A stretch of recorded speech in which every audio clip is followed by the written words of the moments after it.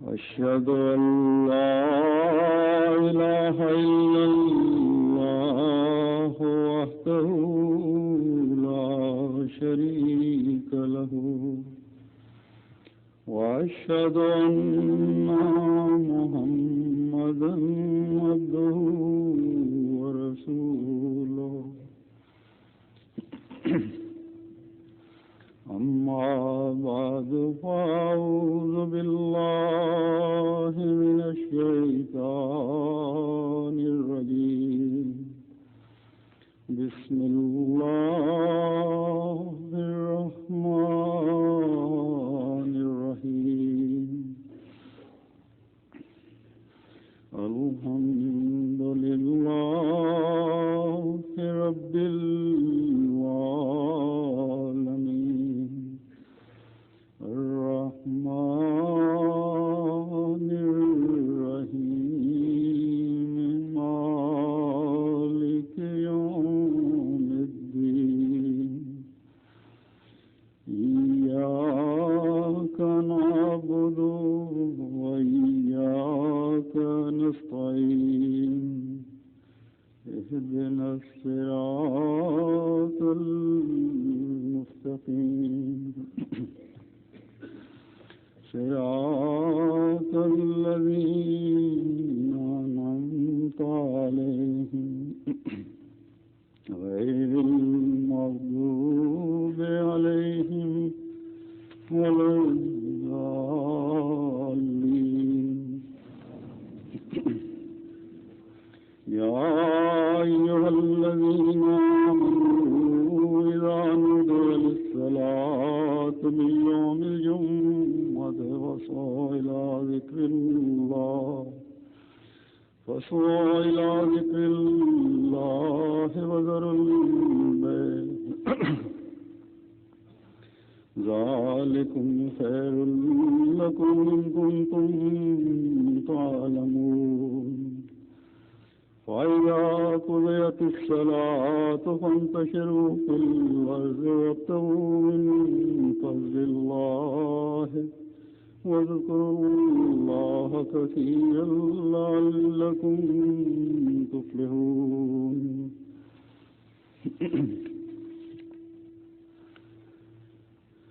آج اس رمضان کا آخری جمعہ ہے جس کو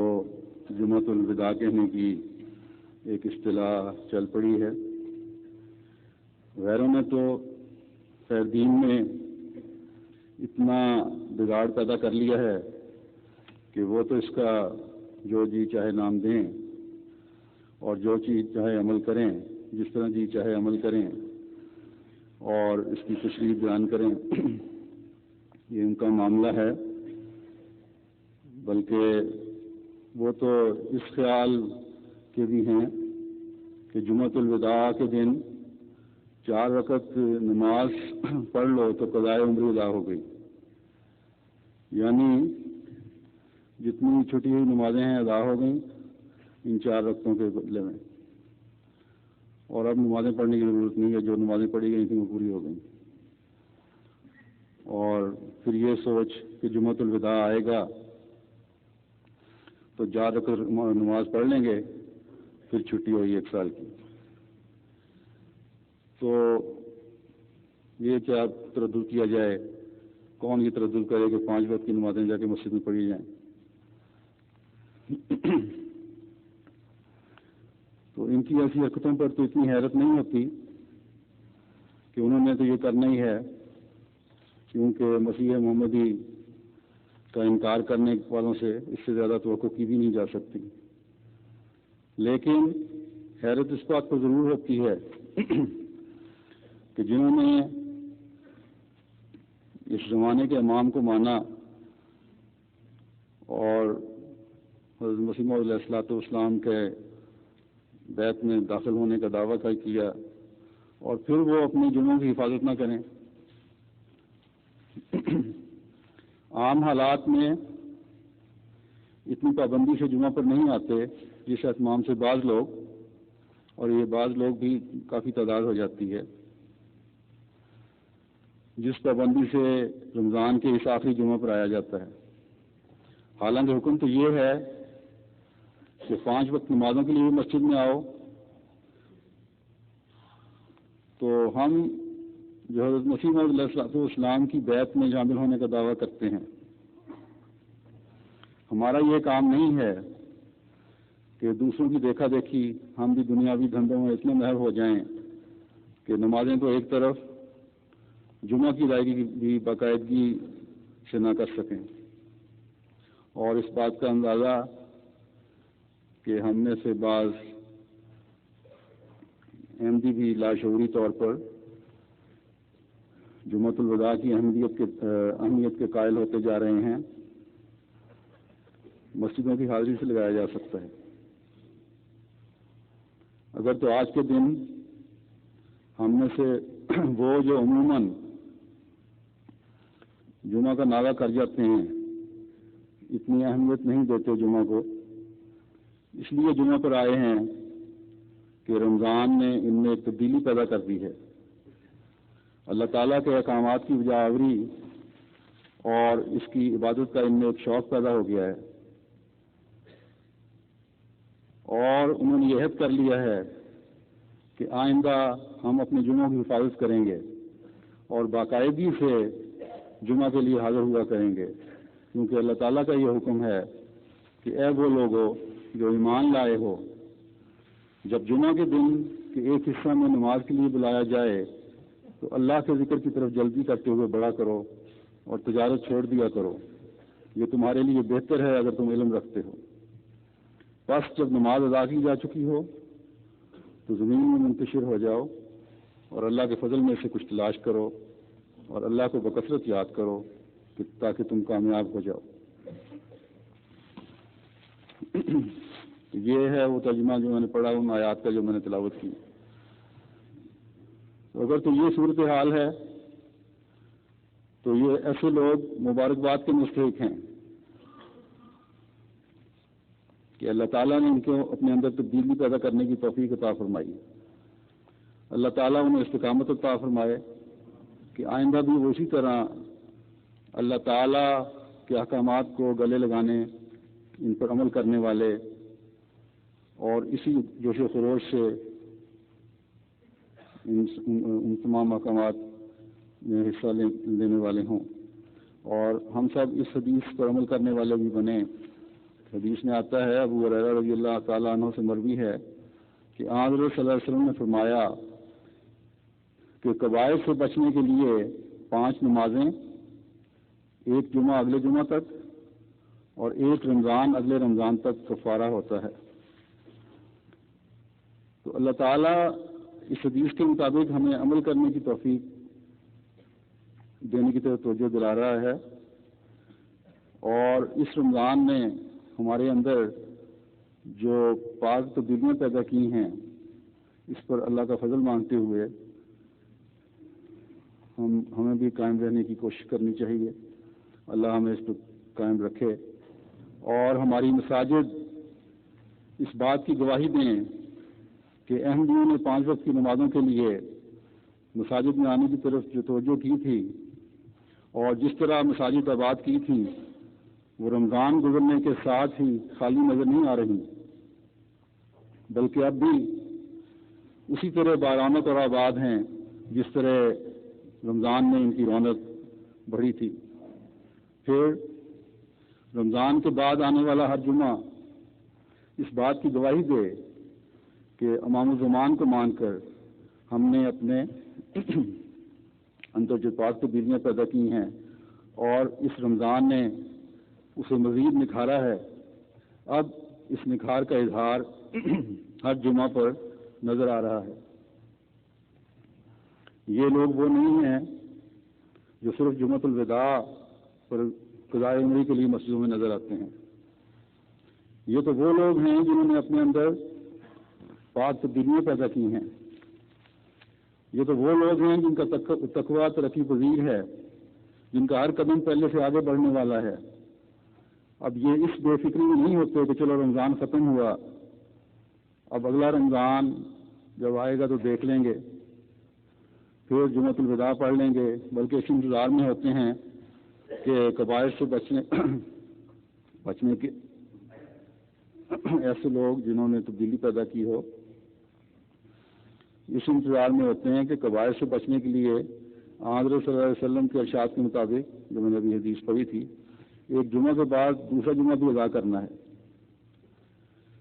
وہ بھی ضروری ہے۔ ہاں رمضان کا ہمیں انتظار رہے گا، لیکن اس لیے نہیں کہ قضائے عمری ادا کرنے کا موقع مل جائے گا، بلکہ اس لیے کہ اللہ تعالیٰ کی رحمت کے دروازے اس میں کھول دیے جاتے ہیں اور شیطان جکڑ دیا جاتا ہے، اللہ کے قرب پانے کا مزید موقع میسر آئے گا، تو اس لیے ہم آئندہ رمضان کا انتظار کرتے ہیں۔ تو قضائے عمری کی بات چلی ہے تو اس میں حضرت اقدس مسیح موعود علیہ الصلوۃ والسلام کا ایک ارشاد بھی ہے، وہ میں پڑھ کے سناتا ہوں۔ ایک سوال ہوا کہ جمعۃ الوداع کے دن لوگ 4 رکعت نماز پڑھتے ہیں اور اس کا نام قضائے عمری رکھتے ہیں، اور مقصد یہ ہوتا ہے کہ گزشتہ نمازیں جو ادا نہیں کی ان کی تلافی ہو جائے، اس کا کوئی ثبوت ہے یا نہیں؟ تو حضرت مسیح موعود علیہ الصلوۃ والسلام نے فرمایا کہ یہ ایک فضول امر ہے، مگر ایک دفعہ ایک شخص بے وقت نماز پڑھ رہا تھا، کسی شخص نے حضرت علی کو کہا کہ آپ خلیفہ وقت ہیں، اسے منع کیوں نہیں کرتے؟ فرمایا کہ میں ڈرتا ہوں کہیں اس آیت کے نیچے ملزم نہ بنایا جاؤں کہ ارایت الذی ینہی عبدا اذا صلی۔ ہاں اگر کسی شخص نے عمدن نماز اس لیے ترک کی ہے کہ قضائے عمری کے دن پڑھ لوں گا تو اس نے ناجائز کیا ہے، اور اگر ندامت کے طور پر تدارک معافات کرتا ہے تو پڑھنے دو، کیوں منع کرتے ہو؟ آخر دعا ہی کرتا ہے۔ ہاں اس میں پس قیمتی ضرور ہے، پھر دیکھو منع کرنے سے کہیں تم بھی اس آیت کے نیچے نہ آ جاؤ۔ پھر آپ نے فرمایا کہ جو شخص عمدن سال بھر اس لیے نماز کو ترک کرتا ہے کہ قضائے عمری والے دن ادا کر لوں گا تو وہ گناہ گار ہے، اور جو شخص نادم ہو کر توبہ کرتا ہے اور اس نیت سے پڑھتا ہے کہ آئندہ نماز ترک نہ کروں گا تو اس کے لیے حرج نہیں۔ ہم تو اس معاملہ میں حضرت علی کا جواب دیتے ہیں۔ تو حضرت اقدس مسیح موعود علیہ السلام نے فرمایا کہ مجھے اس طرح کی نماز پڑھنے والے کی نیت کا تو پتہ نہیں کہ کس نیت سے نماز پڑھ رہا ہے۔ اگر تو اس کی نیت نیک ہے، وہ اپنے اندر ایک پاک تبدیلی پیدا کرنا چاہتا ہے اور توبہ استغفار کرتے ہوئے اس لیے پڑھ رہا ہے کہ آئندہ نمازیں بھی نہیں چھوڑوں گا اور پوری توجہ سے پڑھا کروں گا اور جمعہ بھی نہیں چھوڑوں گا، تو پڑھنے دو اس کو، کوئی حرج نہیں۔ اور اگر اس کی نیت قضائے عمری کی ہے کہ ایک دفعہ پڑھ لی پھر آئندہ دیکھیں گے، تو یہ بہرحال غلط ہے، وہ گناہ گار ہے۔ پھر جمعہ کی فرضیت کے بارے میں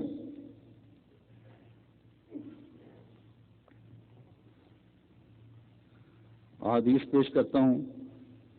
جن میں جمعہ کی فرضیت کے بارے میں تو آیا ہوا ہے کہ جمعہ کتنا ضروری ہے، لیکن یہ کہیں نہیں لکھا گیا کہ جمعۃ الوداع کتنا ضروری ہے۔ حضرت ابو ہریرہ رضی اللہ تعالیٰ عنہ روایت کرتے ہیں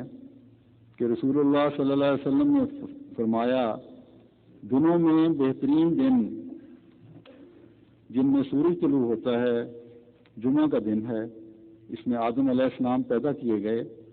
اور اسی میں وہ جنت میں داخل کیے گئے، اور اسی دن حبوط آدم ہوا، اور اس میں ایک ایسی گھڑی ہے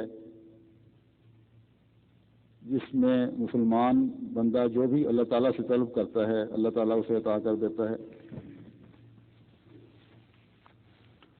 تو دیکھیں جمعہ کی کس قدر برکات ہیں۔ ایک تو اس کو بہترین دن قرار دیا گیا ہے۔ اب کون نہیں چاہتا کہ اللہ اور اس کے رسول کے نزدیک جو بہترین دن ہے اس سے فائدہ نہ اٹھائے، اس کی برکات نہ سمیٹے۔ یہاں سے تو کہیں ثابت نہیں ہوتا کہ صرف جمعۃ الوداع بہترین دن ہے۔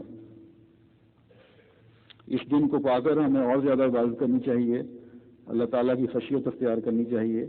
کیونکہ آدم کو نیچے بھیج کر یہ بتا دیا کہ اب تم لوگوں کا کام میری عبادت کرنا اور شیطانی حملوں سے بچنا ہے۔ تم میں سے جو لوگ میری خشیت اختیار کریں گے، میری عبادت کرنے والے ہوں گے، وہ عباد الرحمان کہلائیں گے، اور جو لوگ میری تعلیم سے الٹ جانے والے ہوں گے، الٹ چلنے والے ہوں گے، وہ عباد الشیطان ہوں گے۔ تو اللہ تعالیٰ نے تو کہہ دیا کہ جو شیطان کے پیچھے چلنے والے ہیں ان کو پھر میں دوزخ سے بھروں گا، لیکن اللہ تعالیٰ کی رحمت اپنی مخلوق کے لیے ہر وقت جوش میں رکھتی ہے۔ یہ کہنے کے باوجود ہمیں ہر وقت ہماری بخشش کے طریقے سکھاتا رہتا ہے۔ اس لیے فرمایا کہ جو میرے احکامات پر عمل کرتے ہوئے خاتم الانبیاء صلی اللہ علیہ وسلم پر ایمان لانے والے ہو، تمہارے لیے خوشخبری ہو کہ تمہارے لیے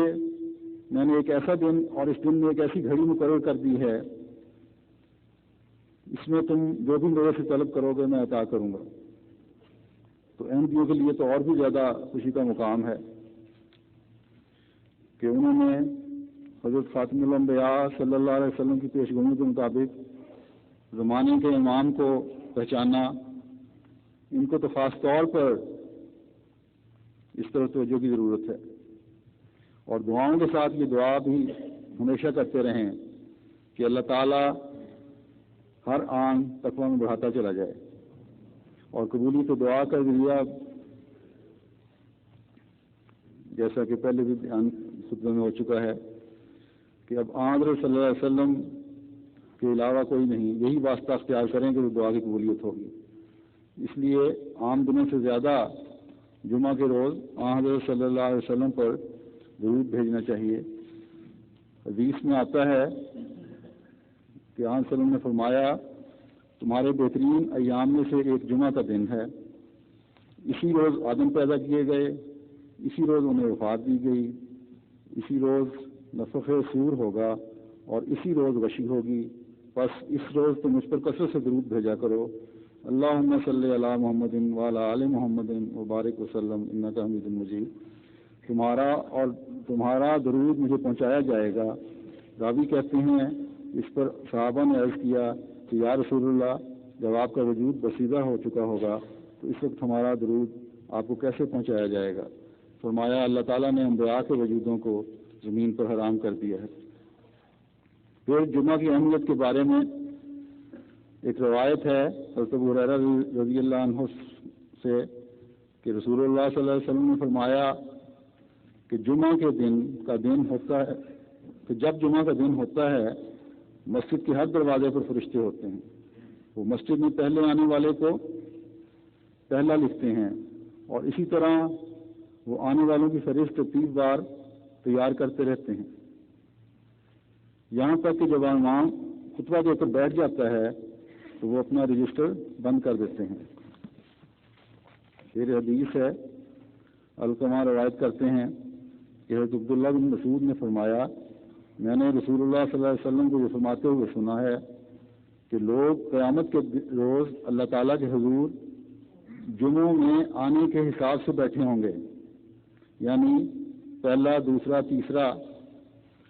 پھر انہوں نے کہا چوتھا، اور چوتھا بھی اللہ تعالیٰ کے دربار میں بیٹھنے کے لحاظ سے کوئی دور نہیں ہے۔ حضرت ابن عباس رضی اللہ عنہ روایت کرتے ہیں کہ رسول اللہ صلی اللہ علیہ وسلم نے فرمایا کہ ٹھیک ہے وہ دیکھ لیں گے آپ تو جیسے خطبہ سنیں، فرمایا یہ دن جمعہ عید ہے جسے اللہ نے مسلمانوں کے لیے بنایا ہے،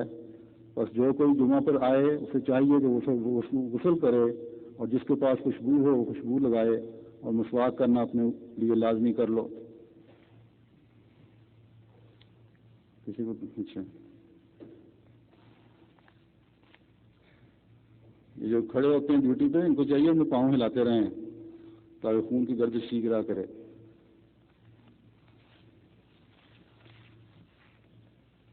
تو یہ حدیث میں بیان کر رہا تھا، حضرت ابن عباس رضی اللہ تعالیٰ عنہ روایت کرتے ہیں کہ رسول اللہ صلی اللہ علیہ وسلم نے فرمایا کہ یہ دن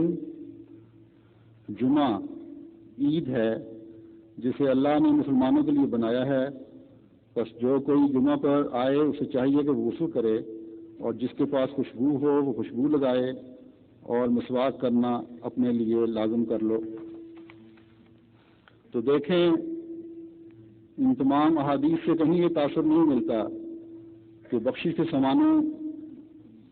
سامان کرنے ہیں تو جمعۃ الوداع کافی ہے،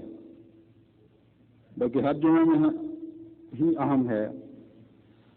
لازمی ہے، فرض ہے۔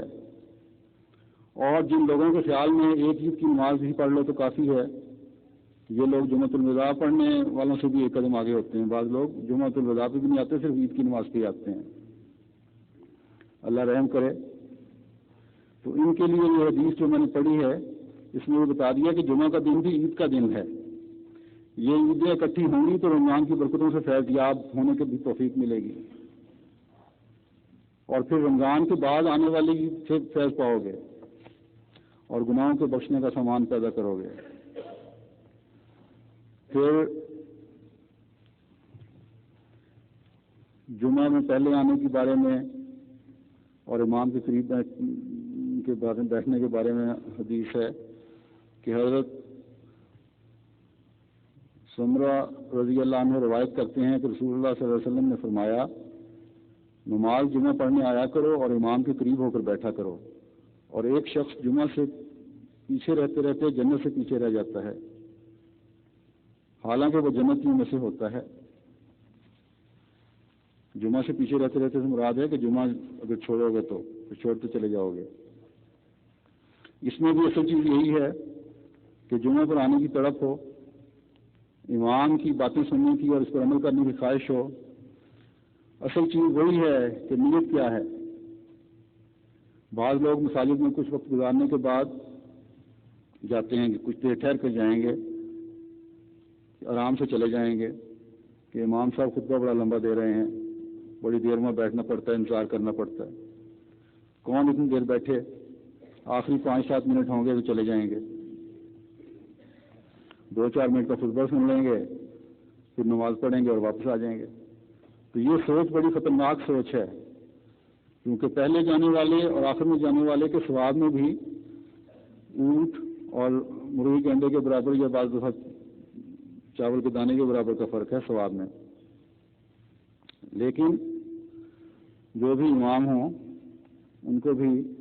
حالات کے مطابق، موسم کے مطابق، لوگوں کے وقت کے مطابق خطبے کے وقت کا خیال رکھنا چاہیے۔ اب جمعہ کی اہمیت اور فرضیت کے بارے میں مزید احادیث پیش کرتا ہوں۔ یہ کہ بغیر عذر کے کوئی جمعہ نہیں چھوڑا جانا چاہیے۔ حضرت صلی اللہ علیہ وسلم نے فرمایا کہ جس نے متواتر 3 جمعے جان بوجھ کر چھوڑ دیے، اللہ تعالیٰ اس کے دل پر مہر کر دیتا ہے، اور پھر آہستہ آہستہ بالکل ہی پیچھے ہٹتا چلا جاتا ہے۔ بڑا سخت انگار ہے اس میں۔ پھر ایک روایت ہے، طارق بن شہاب رضی اللہ عنہ روایت کرتے ہیں کہ نبی صلی اللہ علیہ وسلم نے فرمایا، ہر مسلمان پر جماعت کے ساتھ جمعہ ادا کرنا ایسا حق ہے جو واجب ہے سوائے 4 قسم کے افراد کے، یعنی غلام، عورت، بچہ اور مریض۔ بعض لوگ سمجھتے ہیں کہ جب امام خطبہ دے رہا ہو تو بات کر لینے میں کوئی حرج نہیں۔ بعض لوگ اپنے بچوں کو خطبے کے دوران منہ سے بول کر روک ٹوک رہے ہوتے ہیں، خاص طور پر عورتوں میں۔ تو ان کو یاد رکھنا چاہیے کہ اول تو بالکل چھوٹے بچوں کو جن کو سنبھالنا مشکل ہو مسجد میں نہ لائیں، اور ایسی حالت میں ضروری بھی نہیں ہے عورتوں پر کہ ضرور آئیں۔ تو جو حدیث میں نے ابھی پڑھی ہے اس میں بچوں کو ویسے بھی رخصت ہے۔ دوسرے بچوں کو سمجھا کر لانا چاہیے کہ مسجد کے آداب ہوتے ہیں، بولنا نہیں، شور نہیں کرنا وغیرہ، اور مستقل اگر بچے کے ذہن میں یہ بات ڈالتے رہیں تو آہستہ آہستہ بچے کو سمجھ آ جاتی ہے۔ اگر نہ سمجھائیں تو میں نے دیکھا ہے کہ بعض دفعہ 8-10 سال کی عمر کے بچے بھی آپس میں خطبے کے دوران بول رہے ہوتے ہیں، باتیں کر رہے ہوتے ہیں، ایک دوسرے کو چھیڑ رہے ہوتے ہیں، شرارتیں کر رہے ہوتے ہیں۔ تو یہ اس طرح بچوں کو اس طرح توجہ دلاتے رہنا چاہیے مستقل، اور اگر کبھی ساتھ بیٹھے ہوئے بچے کو خاموش بھی کروانا پڑے یا کسی دوسرے شخص کو بھی خاموش کروانا پڑے تو اشارے سے سمجھانا چاہیے، منہ سے کبھی نہیں بولنا چاہیے۔ حدیث میں آیا ہے، حضرت ابو ہریرہ رضی اللہ تعالیٰ عنہ سے روایت ہے کہ رسول اللہ صلی اللہ علیہ وسلم نے فرمایا، کہ جمعہ کے روز جب امام خطبہ دے رہا ہو اگر تم اپنے قریبی ساتھی کو کہو خاموش ہو جاؤ تو تمہارا یہ کہنا بھی لغو فعل ہے۔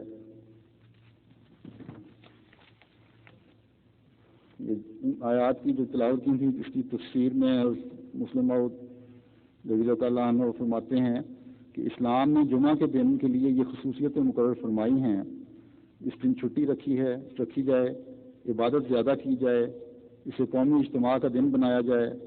نہایا دھویا جائے، صفائی کی جائے، مریضوں کی عیادت کی جائے، اسی طرح اور قومی اور تمدنی کام کیے جائیں۔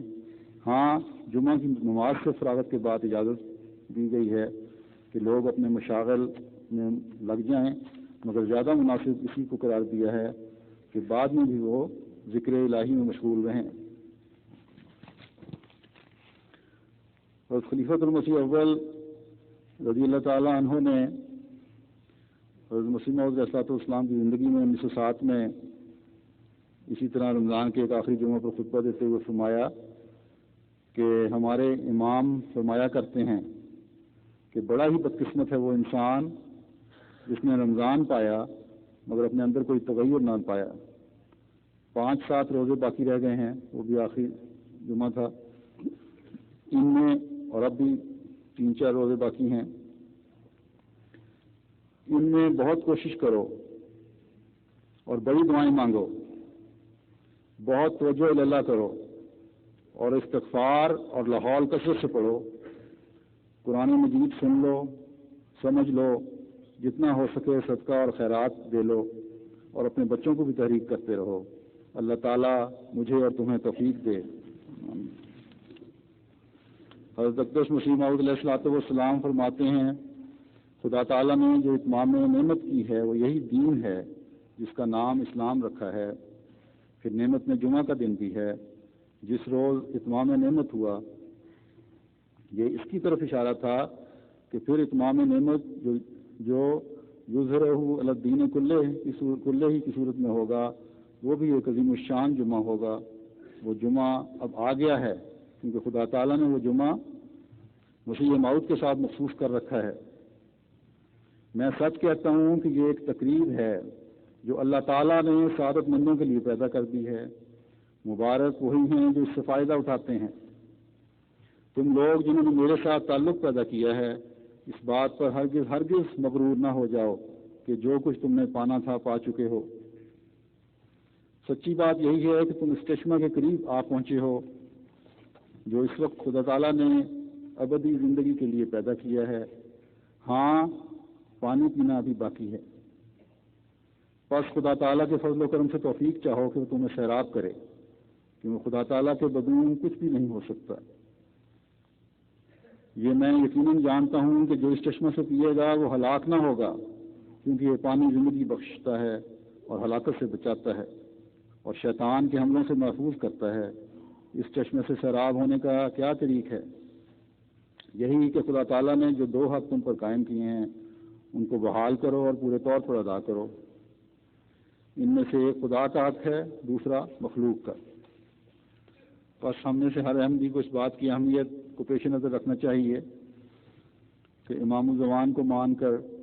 ہم پر بہت ذمہ داریاں عائد ہو گئی ہیں۔ عبادات کی طرف خاص توجہ ہونی چاہیے اور اللہ تعالیٰ کے بتائے ہوئے طریق کے مطابق تمام عبادات کو جاننے کی کوشش کرنی چاہیے۔ جیسا کہ حضرت مسیح موعود علیہ السلام نے یہ بیان فرمایا کہ آپ کے زمانے سے بھی جمعہ کو ایک خاص نسبت ہے۔ ہمیں اس بات کی اہمیت کو ہمیشہ پیش نظر رکھنا چاہیے کہ دعاؤں پر بہت زیادہ توجہ دیں۔ خوش قسمتی سے آج کل رمضان کے دن بھی گزر رہے ہیں اور آخری عشرے کے آخری چند دن ہیں، اس میں قبولیت دعا کی بھی خوشخبریاں دی گئی ہیں، اس لیے ان دنوں میں دعاؤں کی طرف بہت توجہ دیں۔ ایک حدیث میں آتا ہے، حضرت نعمان بن بشیر رضی اللہ تعالیٰ عنہ سے روایت کرتے ہیں کہ رسول اللہ صلی اللہ علیہ وسلم نے فرمایا دعا ہی عبادت ہے۔ پھر آپ نے قرآن کریم کی آیت پڑھی ادعونی استجب لکم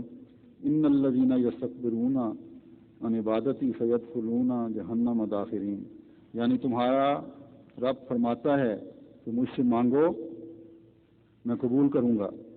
وہ لوگ جو تکبر کی وجہ سے میری عبادت نہیں کرتے وہ جہنم میں ذلیل ہو کر داخل ہوں گے۔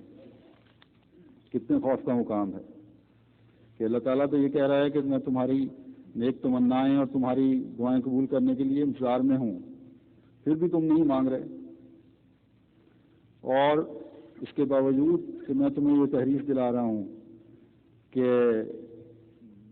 جمعہ کے روز ایک گھڑی ایسی بھی آتی ہے جب تمام دعائیں قبول ہو جاتی ہیں، پھر بھی تمہاری طرف تمہاری جس طرح توجہ پیدا ہونی چاہیے توجہ پیدا نہیں ہو رہی۔ اللہ تعالیٰ ہمیں وہ گھڑی بھی نصیب کرے اور دعاؤں کی توفیق بھی دے۔ حضرت ابو ہریرہ سے مروی ہے کہ حضرت صلی اللہ علیہ وسلم نے فرمایا کہ اللہ تعالیٰ کے نزدیک دعا سے زیادہ معزز اور کوئی چیز نہیں۔ ابو ہریرہ بیان کرتے ہیں کہ رسول اللہ صلی اللہ علیہ وسلم نے فرمایا جو شخص اللہ سے نہیں مانگتا اللہ اس پر ناراض ہوتا ہے۔ حضرت انس سے روایت ہے کہ رسول اللہ صلی اللہ علیہ وسلم نے فرمایا تم میں سے ہر ایک کو چاہیے کہ اپنے رب سے ہر قسم کی حاجتیں مانگے، حتیٰ کہ اگر اس کی جوتی کا تسمہ ٹوٹ جائے تو وہ بھی اسی سے ہی مانگے۔ اور حضرت ثابت البنانی کی روایت میں ہے کہ نمک تک بھی اللہ ہی سے مانگے اور جوتی کا تسمہ ٹوٹ جائے تو وہ بھی اس سے مانگے۔ حضرت ابو ہریرہ بیان کرتے ہیں کہ نبی کریم صلی اللہ علیہ وسلم نے فرمایا اللہ تعالیٰ فرماتا ہے کہ میں اپنے بندے کے پاس ہوتا ہوں جہاں کہیں بھی وہ مجھے یاد کرے یا میرے ذکر سے اس کے ہونٹ حرکت کریں۔ حضرت ابن عمر بیان کرتے ہیں کہ رسول اللہ صلی اللہ علیہ وسلم نے فرمایا تم میں سے جس کے لیے دعا کا دروازہ کھولا گیا تو اس کے لیے رحمت کے دروازے کھول دیے گئے، اور اللہ تعالیٰ کے نزدیک محبوب ترین دعا یہ ہے کہ اس سے عافیت طلب کی جائے۔ حضرت ابو ہریرہ رضی اللہ تعالیٰ عنہ بیان کرتے ہیں کہ حضرت صلی اللہ علیہ وسلم نے فرمایا انسان اپنے رب سے سب سے زیادہ قریب اس وقت ہوتا ہے جب وہ سجدے میں ہو، اس لیے سجدے میں بہت دعا کیا کرو۔ حضرت ابو سعید بیان کرتے ہیں کہ نبی کریم صلی اللہ علیہ وسلم نے فرمایا کہ جب بھی کوئی مسلمان کوئی ایسی دعا کرتا ہے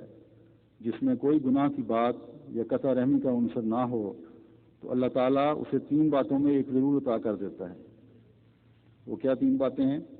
یا تو اس کی دعا جلد سنی جاتی ہے، یا پھر اس دعا کو آخرت کے دن اس کے کام آنے کے لیے ذخیرہ کر لیا جاتا ہے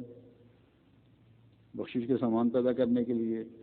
یا پھر اسی قدر کوئی برائی اس سے دور کر دیتا ہے اللہ تعالیٰ، اگر وہ اس رنگ میں پوری نہ بھی ہو تو کوئی نہ کوئی اس کی برائی دور ہو جاتی ہے۔ صحابہ نے عرض کیا پھر تو ہم بہت دعا مانگیں گے۔ حضرت صلی اللہ علیہ وسلم نے فرمایا اللہ تعالیٰ اس سے بھی بڑھ کر عطا کرنے پر قادر ہے۔ تو دیکھیں حضرت صلی اللہ علیہ وسلم نے ہمیں کس کس طرح دعاؤں کی طرف رغبت دلانے کے لیے کوشش کی ہے۔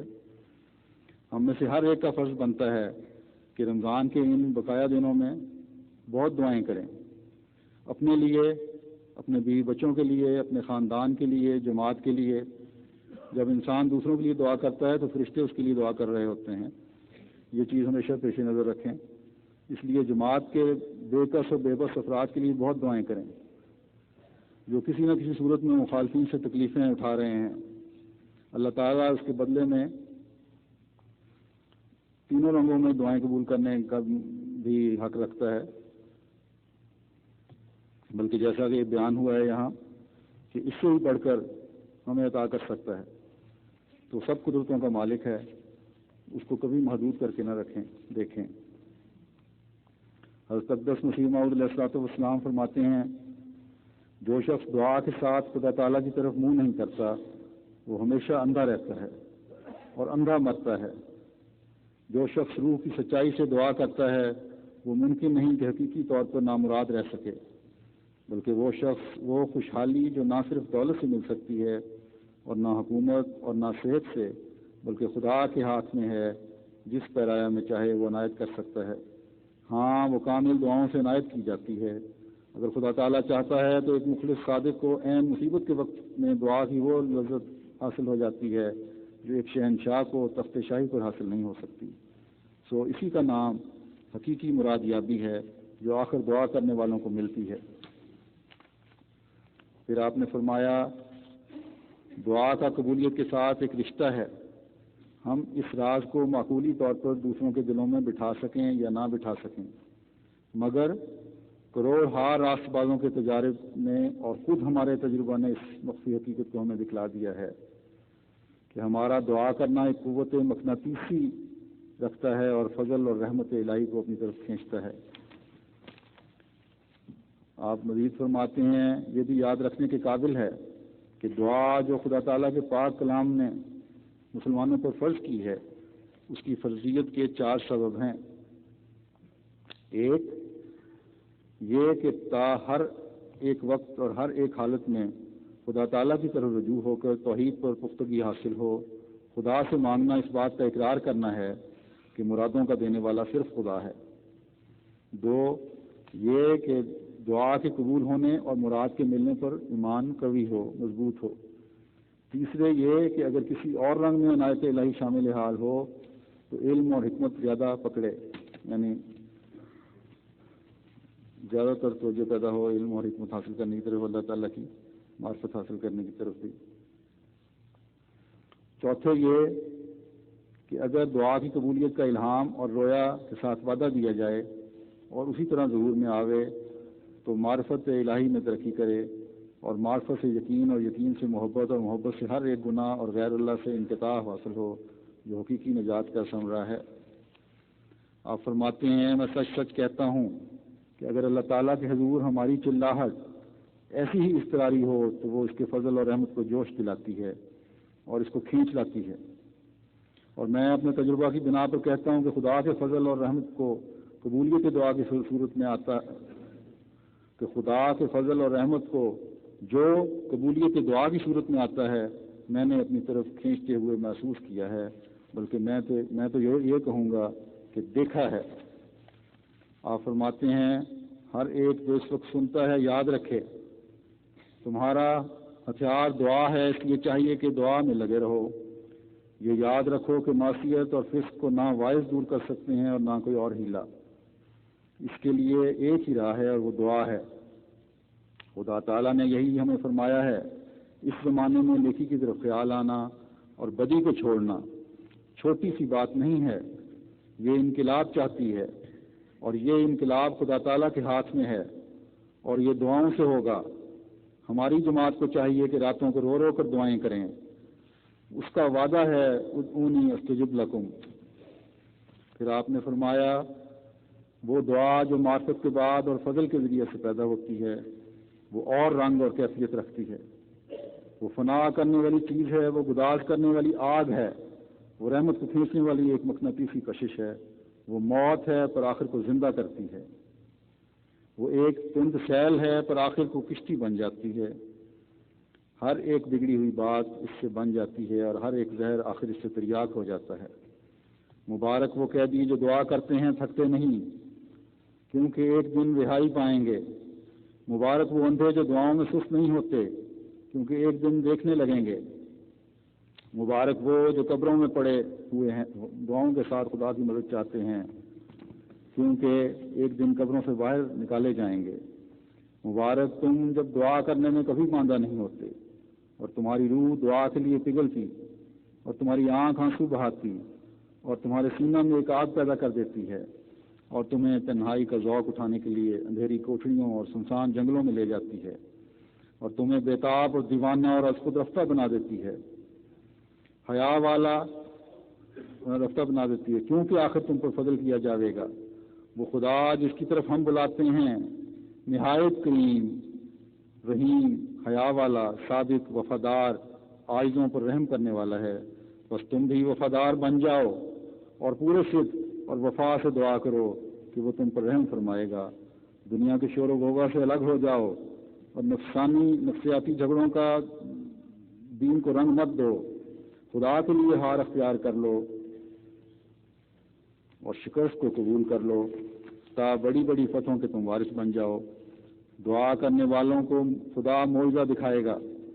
اور مانگنے والوں کو ایک خارق عادت نعمت دی جائے گی۔ دعا خدا سے آتی ہے اور خدا کی طرف ہی جاتی ہے۔ دعا سے خدا ایسا نزدیک ہو جاتا ہے جیسا کہ تمہاری جان تم سے نزدیک ہے۔ دعا کی پہلی نعمت یہ ہے کہ انسان میں پاک تبدیلی پیدا ہوتی ہے،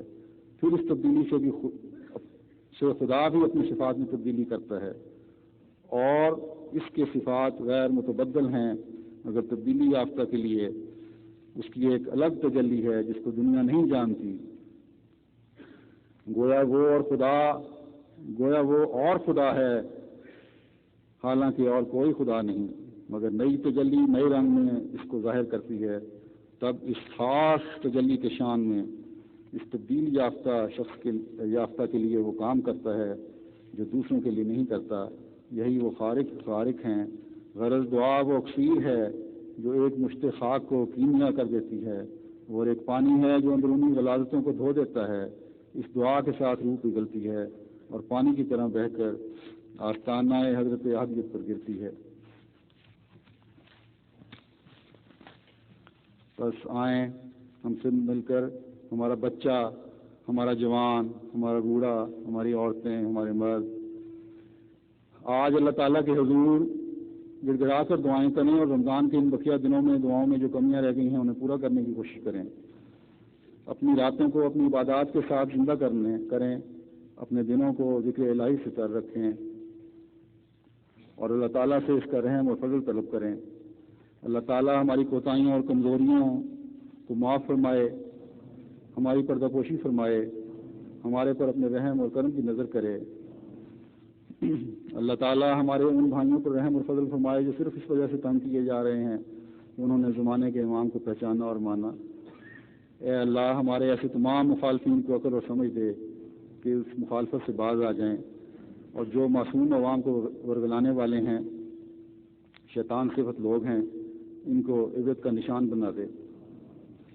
اور جہاں جہاں ایم جی گھٹن کی زندگی گزار رہے ہیں محض اور محض رحم کرتے ہوئے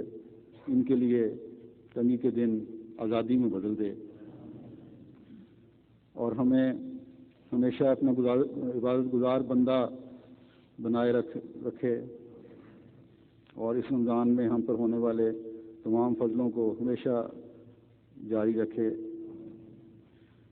اے خدا ہم تجھ سے تیرے ان الفاظ کا واسطہ دے کر مانگتے ہیں کہ ادعونی استجب لکم۔ اللہ تعالیٰ ہماری تمام دعائیں قبول فرمائے۔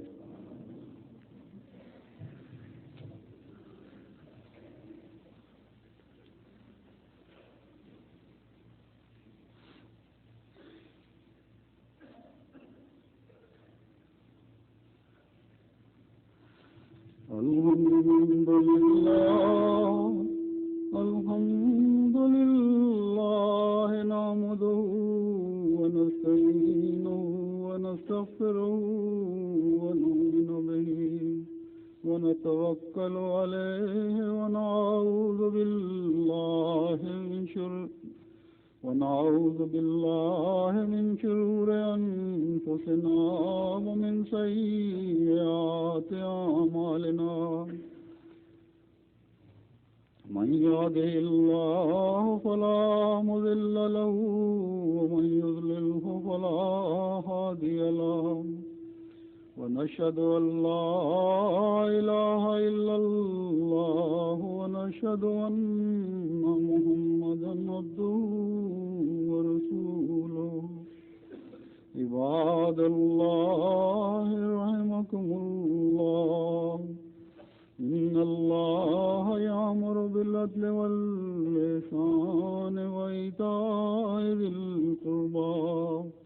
وينهى عن الفحشاء والمنكر والبغي، يعظكم لعلكم تذكرون۔ اذكروا الله يذكركم وادعوه يستجب لكم، ولذكر الله